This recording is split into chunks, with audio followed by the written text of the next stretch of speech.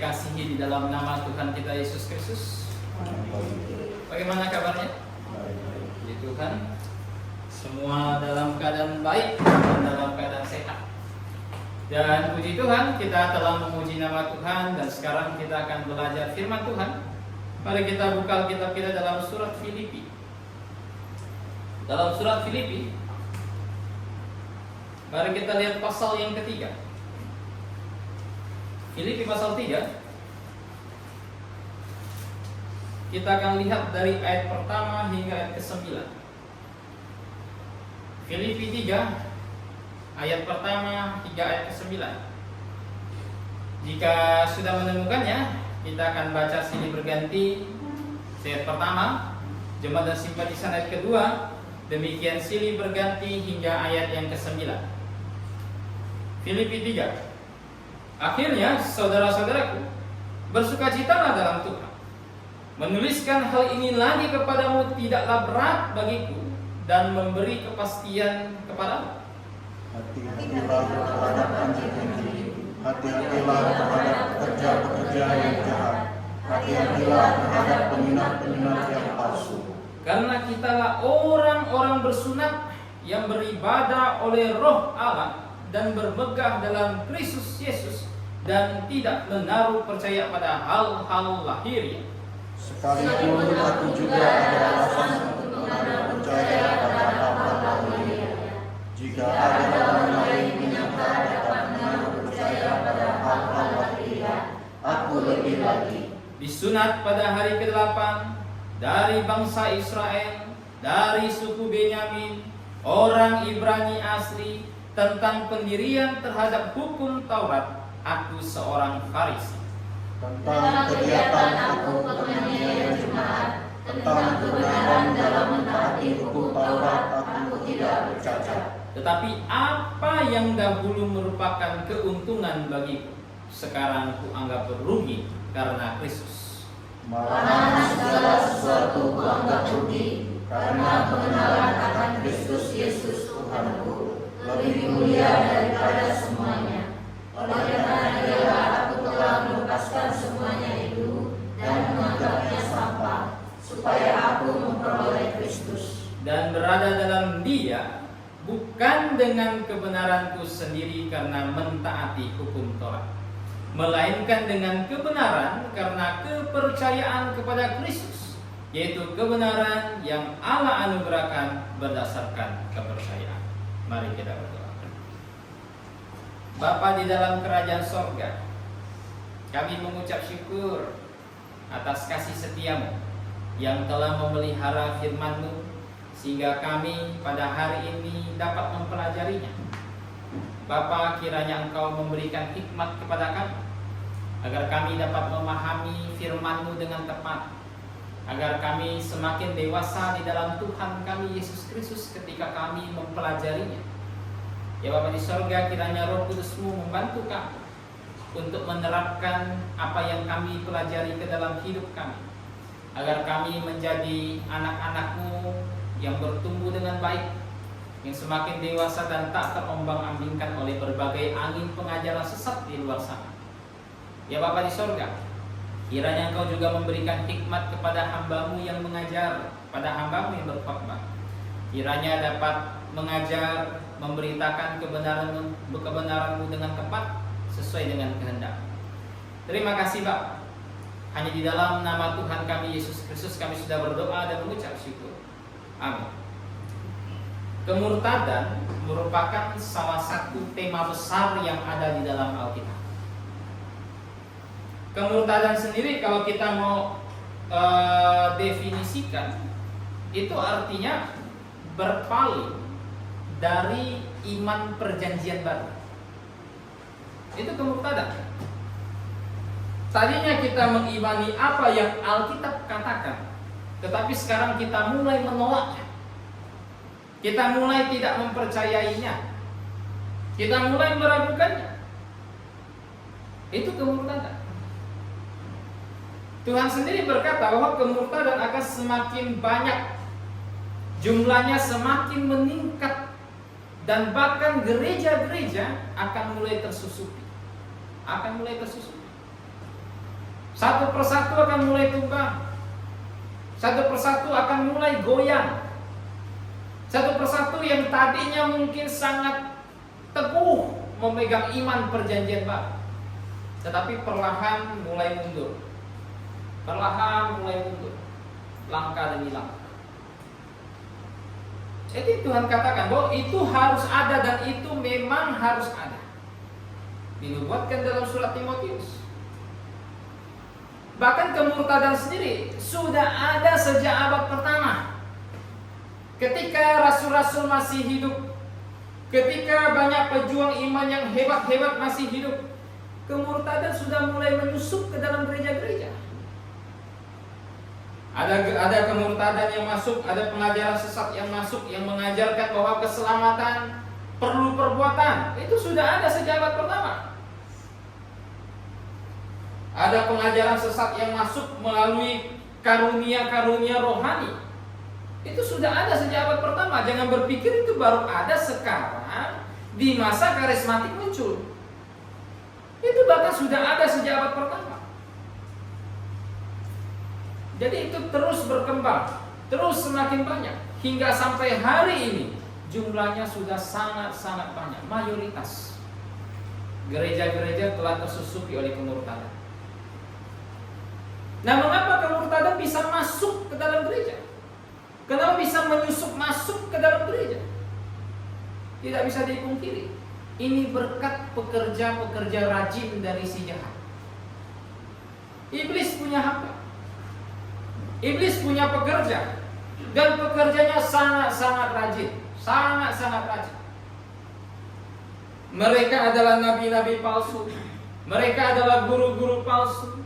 Mereka adalah gembala-gembala palsu yang memimpin sebuah gereja, yang dipercayakan mengajar di sebuah gereja, yang dipercayakan mengajar di sebuah institusi teologi mungkin. Dan mereka mulai menyusupkan dari hal-hal kecil sampai hal-hal besar, sehingga banyak orang Kristen zaman sekarang menolak iman perjanjian baru. Berapa banyak orang Kristen di luar sana yang mengimani bahwa Alkitab itu adalah kitab yang Tuhan pelihara tanpa salah. Bahwa Alkitab dalam bahasa Ibrani dan Yunani terpelihara tanpa salah sampai hari ini. Berapa banyak orang yang mengimani itu? Saya rasa tidak begitu banyak. Apalagi kekristenan di Indonesia banyak yang telah menolak iman perjanjian baru ini. Ada gereja-gereja yang mungkin sangat bersemangat membela iman ini, tetapi belakangan sudah mulai menyerah akibat berbagai macam serangan dari guru-guru palsu. Berapa banyak gereja pada zaman sekarang yang mengimani bahwa kita harus menerapkan prinsip separasi? Berapa banyak? Bahkan ada banyak gereja baptis sendiri sudah mulai menyerah akan isu ini. Kenapa? Karena berbagai serangan dari si jahat. Bahkan saudara, hal yang paling mendasar dari kekristenan, fondasi iman dari kekristenan, awal mula seseorang bisa menjadi Kristen, yaitu oleh Injil itu sendiri, itu pun tak luput dari serangan. Makanya banyak gereja zaman sekarang mengajarkan berbagai macam bentuk Injil yang berbeda dari iman perjanjian baru. Ada gereja-gereja yang mungkin awalnya mulai Injilnya murni, bagus, tetapi di generasi 2, generasi 3 sudah mulai menyerah untuk memperjuangkan iman ini. Saudara, guru-guru palsu, hamba-hamba dari si jahat punya banyak metode untuk menyesatkan gereja-gereja perjanjian baru, untuk menyusupkan kemurtadan demi kemurtadan ke dalam gereja. Maka dari sebab itu, ini merupakan tema besar dalam Alkitab untuk mengantisipasi semua orang percaya sepanjang zaman, supaya mereka berjaga-jaga, supaya mereka berawas-awas. Tuhan mau semua orang perjanjian baru memikirkan nasihat Paulus kepada para gembala jemaat Efesus ketika Paulus bertemu dengan mereka terakhir kali. Paulus katakan, oh hati-hati, nanti aku pergi akan masuk serigala berbulu domba. Hati-hati. Sampai hari ini nasihat Yesus Kristus terus menggema. Hati-hati, ada yang namanya serigala berbulu domba. Ada yang namanya orang-orang yang tampak seperti punya kesalehan, tetapi itu kesalehan yang fana, yang mungkin menjerat banyak orang Kristen, sehingga orang Kristen tertarik, dan akhirnya mau ikut apa yang diajarkan. Ini tema besar dalam Alkitab. Dan Paulus mengulang hal yang serupa kembali kepada jemaat Filipi. Dia khawatir kepada jemaat ini. Jangan sampai jemaat ini ternyata belakangan tersusun oleh kemurtadan demi kemurtadan. Nah, hari ini kita mau belajar persoalan satu ini. Persoalan saya beri judul khotbah saya, guru-guru palsu yang merusak Injil. Guru-guru yang merusak Injil. Nah, saudara, Paulus katakan di sini di ayat pertama, akhirnya saudara-saudaraku, bersukacitalah dalam Tuhan, menuliskan hal ini lagi kepadamu tidaklah berat bagiku, dan memberi kepastian kepadamu. Paulus sengaja menuliskan ini lagi untuk memperingatkan jemaat ini. Ada banyak hal yang kita mau pelajari dari tema besar ini dalam surat Filipi. Saya nggak tahu kita bisa mempelajari berapa poin, tetapi kita langsung masuk poin pertama kita. Poin pertama kita, apa yang Paulus peringatkan kepada mereka? Coba kita lihat pertama dan kedua. Tadi pertama sudah saya bacakan, sekarang ayat kedua. Hati-hatilah terhadap anjing-anjing. Hati-hatilah terhadap pekerja-pekerja yang jahat. Hati-hatilah terhadap penyunat-penyunat yang palsu. Paulus memperingatkan kepada jemaat ini bahwa akan muncul guru palsu. Saudara, peringatan ini diulang terus oleh Paulus. Paulus katakan tadi seperti saya bacakan, menulis hal ini lagi. Artinya dia pernah menuliskan hal ini, bahkan dia pernah mengajarkan hal ini kepada jemaat-jemaat perjanjian baru. Tetapi untuk menuliskannya sekali lagi, kata Paulus, itu nggak masalah. Saudara, ini permasalahan besar dalam gereja. Permasalahan apa tahu nggak? Gereja-gereja zaman sekarang tidak mau lagi untuk mengulang-ulang pengajaran yang benar yang diajarkan Alkitab. Tidak mau lagi mengulang-ulang. Saudara, bahkan saya terkadang mendengar ada beberapa orang yang mengkritik pelayan Tuhannya jikalau dia mengkhotbahkan hal yang sama di tiap minggunya mungkin, atau sebulan sekali mengkhotbahkan hal yang dengan tema yang sama. Dikritik, seolah-olah tidak ada hal lain yang perlu diajarkan. Kenapa hanya ajarkan itu saja?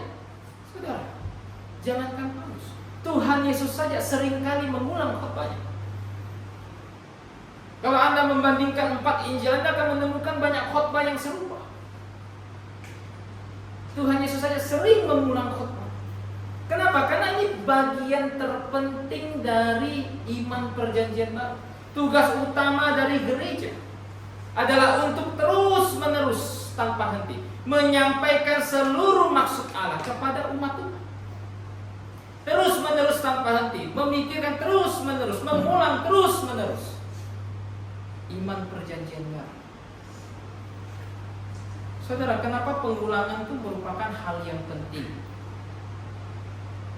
Kenapa mengulang, memperingatkan kepada jemaat akan ada bahaya guru palsu itu perkara penting? Kenapa mengulang-ulang? Cukup satu kali saja.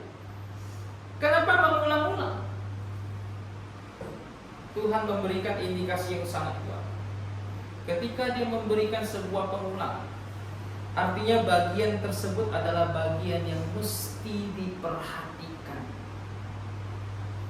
Tuhan memberikan indikasi yang kuat bahwa ketika dia mengulang satu bagian, artinya bagian tersebut ada sesuatu yang penting di sana, yang mesti diperhatikan dengan sangat baik oleh semua gereja Perjanjian Baru. Makanya Tuhan mengulang nasihatnya, mengulang khotbahnya. Saudara, gereja-gereja telah kehilangan ini. Jangankan mengulang pengajaran iman Perjanjian Baru, dalam gereja mereka saja, mereka tidak pernah mengajarkan iman Perjanjian Baru. Dalam gereja mereka saja, yang mereka ajarkan hanya hal-hal yang aneh. Bahkan cenderung di gereja mereka hanya sibuk menyampaikan motivasi-motivasi hidup. Baru kemarin tadi pagi saya lihat ada satu cuplikan khotbah, seorang perempuan khotbah. Cuma sih nggak kenal namanya siapa, dia orang baru lagi nih. Khotbah pengen jelaskan Allah Tritunggal. Dia jelaskan jangankan kepada orang yang non-Kristen, saya saja yang Kristen tak ngerti apa yang dia jelaskan. Bingung saya. Dia pengen jelaskan apa itu Allah Tritunggal, seperti apa itu Allah Tritunggal. Dia ingin jelaskan agar supaya orang-orang tidak salah paham. Jangan sampai ada orang berpikir orang Kristen itu nyembah 3 Allah. Tidak, kata dia. Dia coba jelaskan situ sekian menit. Saya yang sudah mengenal pengajaran Allah Tritunggal, yang mengimani itu, bingung sendiri dia ngomong apa. Gak ngerti saya. Saudara, ini rata-rata hamba-hamba Tuhan banyak yang model seperti ini. Jangankan mengulang iman Perjanjian Baru, ngajarnya saja nggak bisa. Coba mengajar, pernah mempelajari, coba mengajar, tapi gagal. Ini yang terjadi, saudara. Makanya tidak heran kekristenan itu dari hari ke hari gampang meninggalkan iman mereka. Tidak heran. Tidak heran banyak orang Kristen yang merasa imannya itu sesuatu yang tak masuk akal.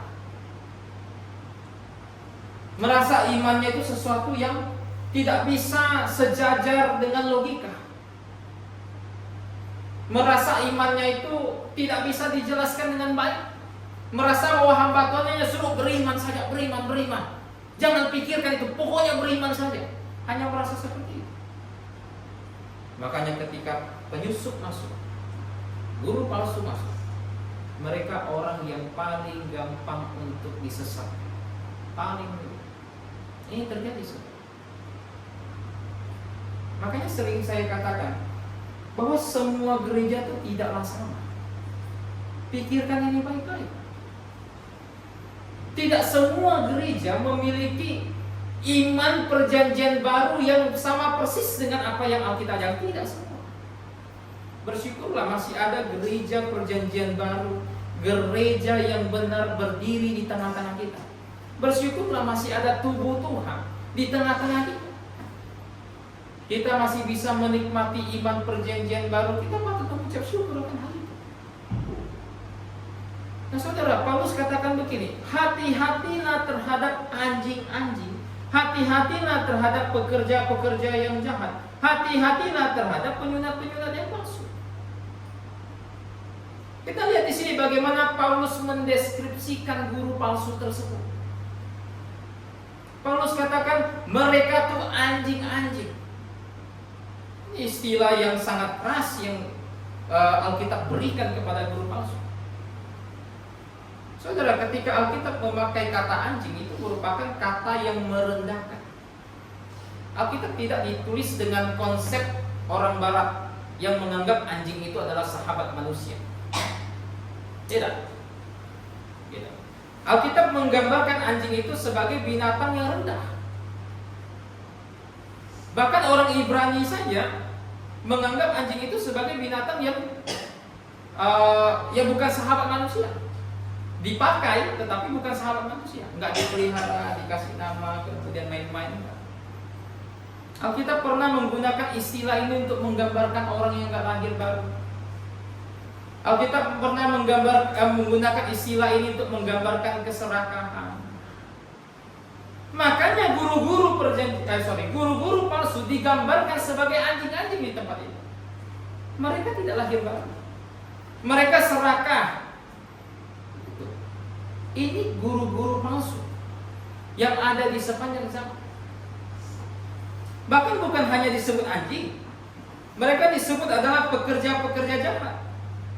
Mereka sebut penyunat palsu.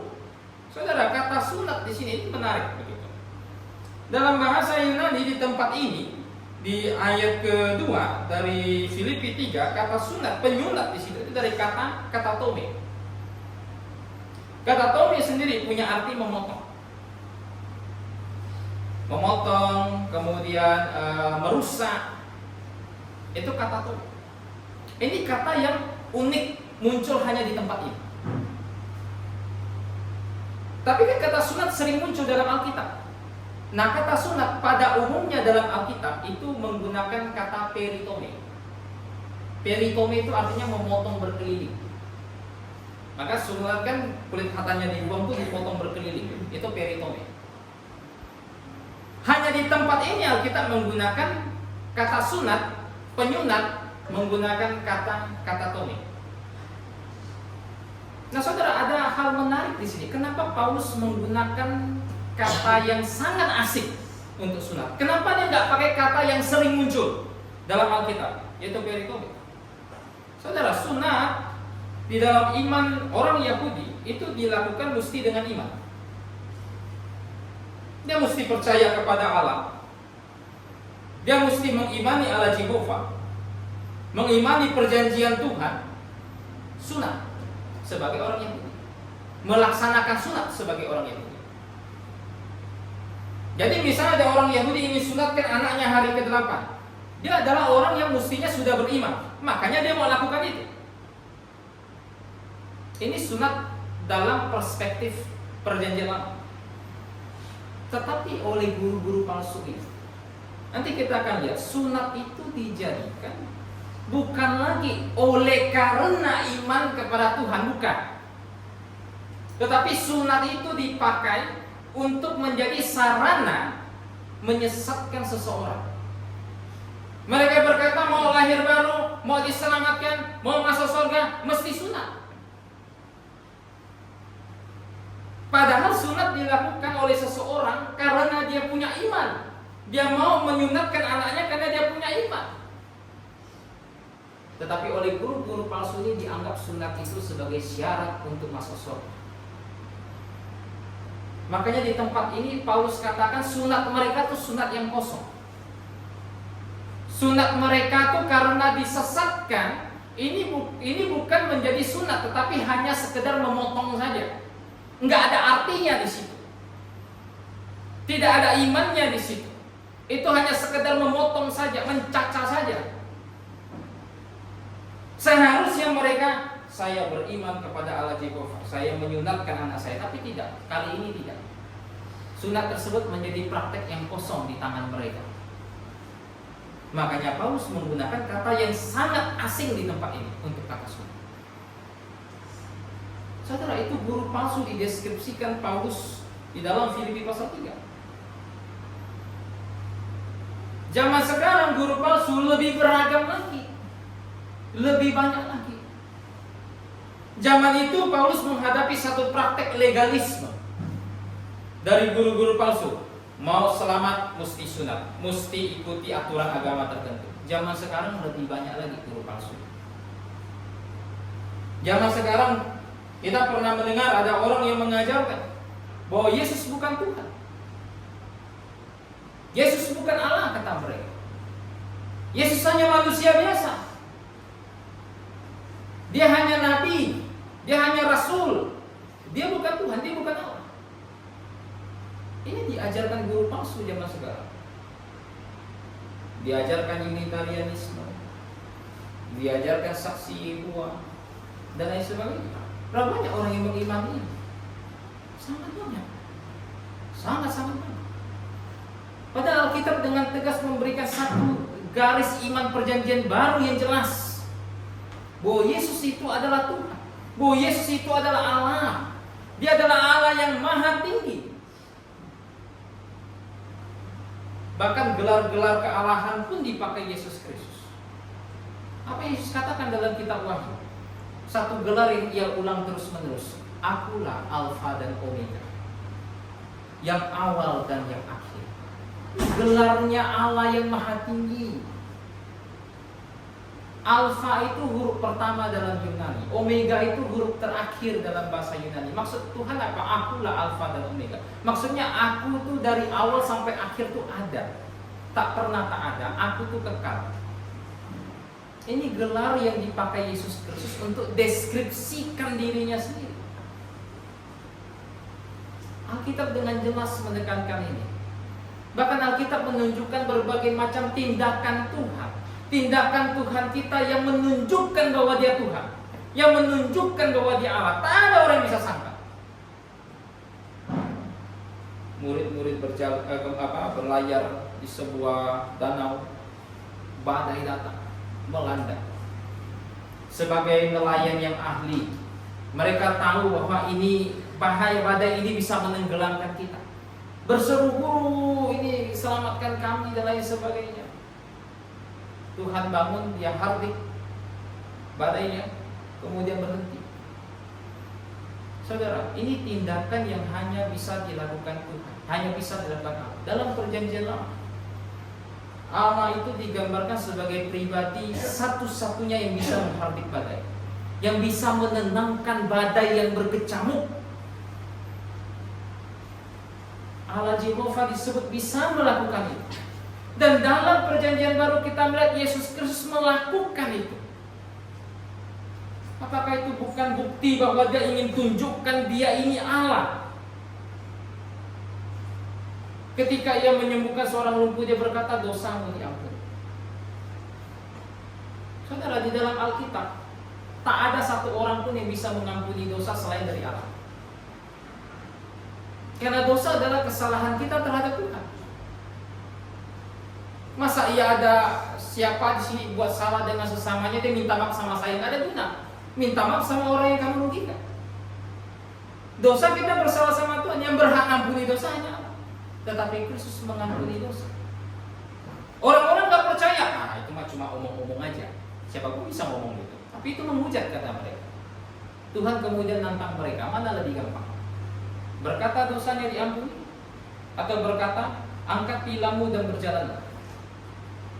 Dan Tuhan buktikan bahwa Dia mengampuni dosa. Dia suruh sesuatu yang mustahil terjadi hari itu, angkat tilammu berjalan, dan dia berjalan.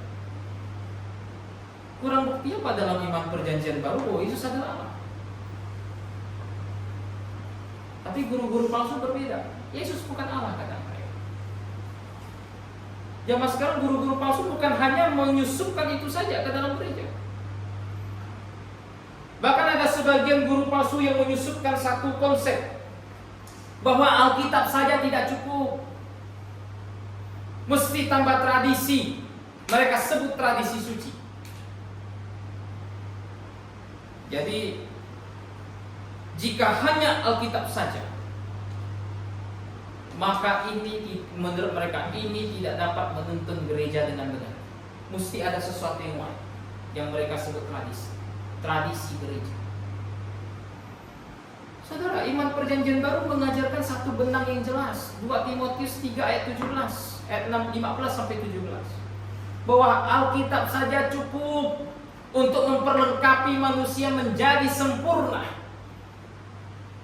Tidak perlu tambah tradisi manusia, tidak perlu tambah tradisi gereja, tidak perlu, Alkitab saja cukup. Jadi benang merahnya. Berapa banyak guru palsu yang berhasil menyusupkan ini ke dalam gereja? Umatnya saja ada banyak sekali. Begitu. Ada guru-guru palsu yang mengajarkan bahwa Ibu Yesus Kristus Maria itu perawan suci, kata mereka. Perawan suci. Tapi Alkitab dengan tegas mengajarkan bahwa Maria punya anak selain dari Yesus Kristus. Matius 13. Ada daftar saudara Yesus Kristus. Bagaimana pula dia bisa disebut perawan suci? Ada yang mengajarkan bahwa Maria tidak mengalami pembusukan, dia diangkat ke surga. Di dalam Alkitab saja tidak ada satu ayat pun yang mengajarkan ini. Saudara, semakin banyak guru palsu, semakin beragam pengajaran kekristenan. Semakin beragam. Semakin berbagai jenis warna kekristenan. Makanya Paulus sebut mereka sebagai anjing-anjing. Paulus sebut mereka pekerja-pekerja jahat. Mereka adalah orang-orang yang menyesatkan domba-domba Tuhan. Mereka adalah orang-orang yang menyesatkan gereja. Makanya ketika berhadapan dengan guru palsu, dengan pengajar palsu, sebuah gereja mesti tegas. Masih tegas. Tidak bisa melembutkan segala sesuatu. Nggak apa-apa dia ngajarkan begitu. Mungkin itu isi pikiran dia. Mungkin itu tafsir dia, bukan tafsir kita. Udahlah, nggak usah. Nggak bisa. Gereja mesti tegas. Gereja mesti mengambil posisi dan siap membela iman tersebut. Itu hal pertama yang kita pelajari.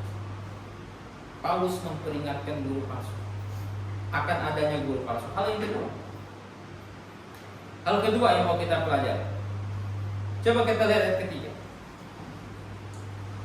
Karena kitalah orang-orang bersunat yang beribadah oleh Roh Allah dan bermegah dalam Kristus Yesus dan tidak menaruh percaya pada hal-hal lahiriah. Nah, Paulus mulai menjelaskan apa yang disusupkan mereka pada saat Paulus tulis surat Filipi ini. Paulus katakan di sini, mereka menyusupkan injil-injil palsu. Mereka menyusupkan injil-injil palsu. Saudara, Injil itu didefinisikan Paulus dengan sangat sederhana dalam 1 Korintus 15. Itu adalah berita tentang kematian Kristus menurut kitab suci, berita tentang penguburannya, dan berita tentang kebangkitannya menurut kitab suci. Dan Alkitab mendeskripsikan dengan jelas bahwa semua orang yang bertobat dan percaya kepada Injil tersebut, mereka diselamatkan. Alkitab berkata dengan tegas bahwa yang menyelamatkan mereka adalah kasih karunia Tuhan melalui pertobatan dan percaya. Ini yang diajarkan Alkitab, Injil yang diajarkan Alkitab. Tapi guru-guru palsu tidak puas dengan hal itu. Tidak puas. Mereka menuntut satu tambahan. Mereka berkata tobat dan percaya saja tidak cukup. Mesti disunat. Kenapa mesti sunat? Karena Yesus orang Yahudi. Kamu orang non-Yahudi. Kamu mau beriman kepada Yesus yang adalah orang Yahudi, berarti kamu mesti sunat supaya diselamatkan. Tobat dan percaya saja nggak cukup, karena kamu belum satu ras dengan Yesus Kristus. Kamu belum menjadi orang Yahudi, mesti sunat ya, baru bisa masuk surga. Ini disusupkan. Bahkan Paulus menghadapi ini bukan hanya di sini. Di dalam jemaat-jemaat Galatia, Paulus menghadapi persoalan yang sama. Mereka datang menyusup ke dalam gereja-gereja yang baru berdiri waktu itu dan menekankan bahwa mereka mesti disunat supaya mereka beroleh kepastian masuk surga. Saudara, ini adalah usaha menyusupkan praktek legalisme ke dalam Injil Yesus Kristus. Yang zaman sekarang sih nggak ada lagi. Saya rasa nggak ada gereja-gereja yang jemaatnya mau masuk surga, tobat dan percaya dan disunat ya. Saya rasa sih nggak ada lagi. Tidak ada lagi. Tetapi praktek menambahkan tuntutan keagamaan itu tetap ada, hanya dengan bentuk yang berbeda. Mungkin sekarang bukan sunat, tetapi sekarang mungkin dengan baptisan. Kalau kamu mau bertobat dan percaya, oke, bagus, tapi itu nggak cukup. Kamu mesti jadi Kristen, karena mereka menganggap untuk menjadi Kristen adalah melalui pembaptisan. Melalui pembaptisan. Makanya mereka berkata, kalau begitu, tobat dan percaya mesti jadi Kristen juga, mesti baptis juga, supaya diselamatkan. Dibuat lebih bervariatif.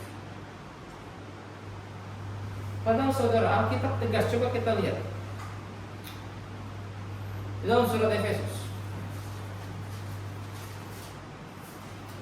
pasal 2 ayat 8 dan 9. Efesus 2 ayat 8 dan 9. Sebab karena kasih karunia kamu diselamatkan oleh iman. Itu bukan hasil usaha, tetapi pemberian Allah. Itu bukan hasil pekerjaan. Jangan ada orang yang memegahkan diri. Saudara, ketika Paulus berkata itu bukan hasil usaha, itu bukan hasil pekerjaan, pertanyaannya itu merujuk pada apa? Apa yang sedang Paulus rujuk di situ? Itu. Apa yang Paulus rujuk di situ dengan kata itu? Yang Paulus rujuk dari kata itu adalah keselamatan. Jadi ketika Paulus katakan itu bukan hasil usaha, maksudnya keselamatan bukan hasil usaha. Itu bukan hasil perbuatan, maksudnya keselamatan bukan hasil perbuatan. Alkitab tegas mengajarkan ini dengan sangat jelas. Tapi banyak orang yang mau tertipu oleh guru-guru palsu. Saudara, baptisan itu perbuatan. Baptisan itu usaha. Alkitab menunjukkan dengan tegas bahwa baptisan itu adalah sesuatu yang terjadi setelah kita diselamatkan, bukan sebelum diselamatkan. Sebelum diselamatkan, yang saya butuhkan bukan baptisan. Yang saya butuhkan adalah Injil Yesus Kristus. Ini yang saya butuhkan sebelum diselamatkan. Tapi setelah diselamatkan, kita perlu melaksanakan pembaptisan. Makanya coba kita lihat dalam Kisah Rasul pasal 8. Kisah Rasul pasal 8. Kisah Rasul 8 ayat 36-37. Nah, perhatikan ya. Kapan baptisan terjadi? Sebelum apa sesudah keselamatan? 36-37. Mereka melanjutkan perjalanan mereka dan tiba di suatu tempat yang ada air. Lalu kata sida-sida itu, lihat, di situ ada air. Apakah halangannya jika aku dibaptis? Saud Filipus, jika Tuhan percaya dengan segenap hati, boleh. Jawabnya, aku percaya bahwa Yesus Kristus adalah anak Allah. Nah saudara, peristiwa pembaptisan sida-sida Etiopia menunjukkan baptisannya tidak terjadi sebelum keselamatan.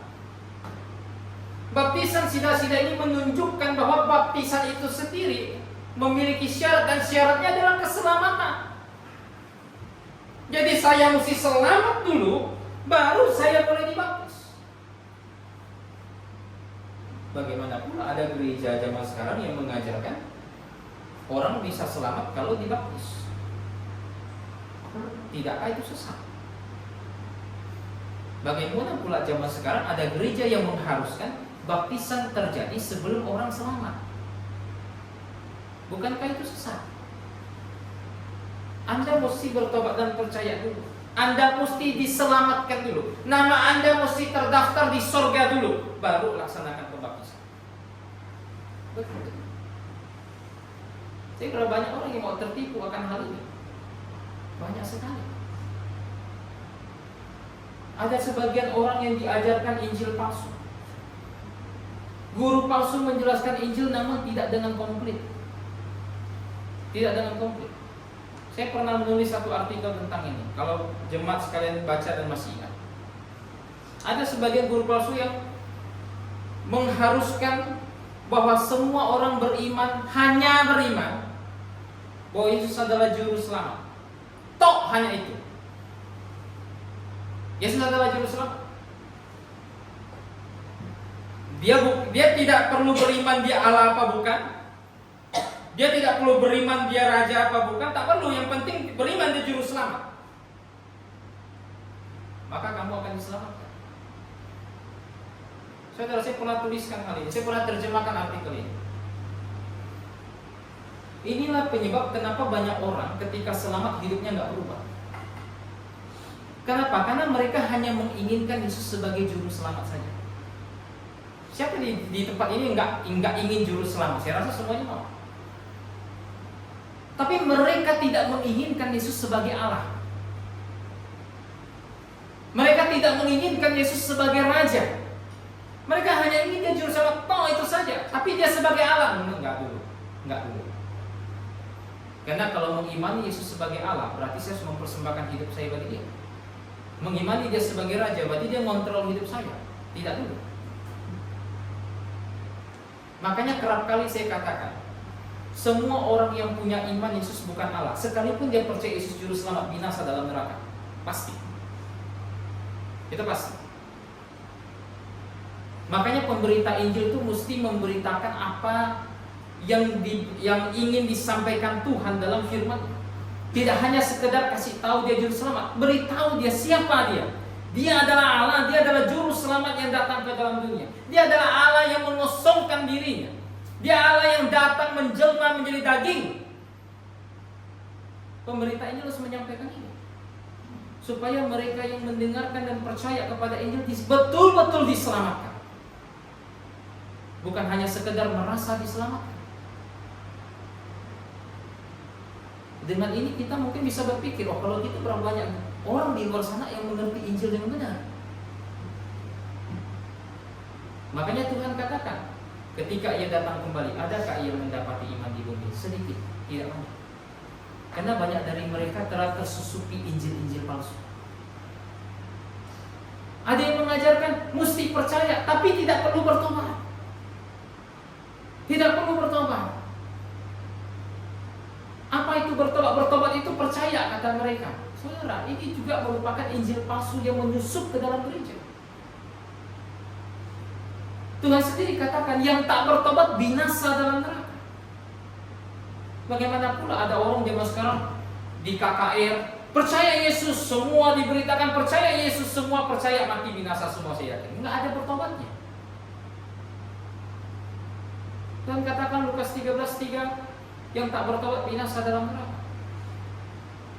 Lukas 17 ayat 5, syarat pengampunan tobat. Saudara, ini terus diserang oleh guru palsu dengan berbagai macam bentuk variasi. Makanya umat Tuhan mesti dapat membedakan mana Injil benar, mana tidak.